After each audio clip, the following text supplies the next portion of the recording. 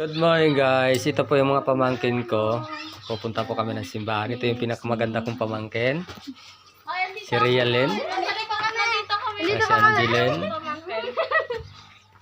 Yung mga gaganda kong mga pamangkin. Nagmana sa tito.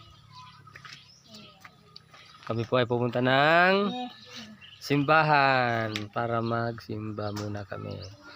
Mabawasan yung aming kasalanan, sabi nga nila.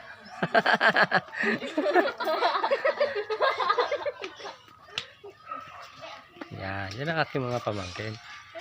O, diba? Magaganda yan. Pili lang kayo. Dito.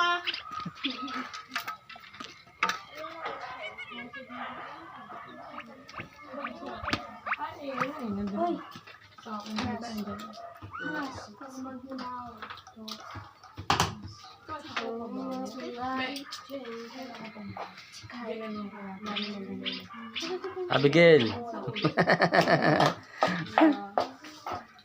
Yan aking mga pamangkin. Yan. Kasi Pente to, balita ko may ano na to eh, may boyfriend na eh.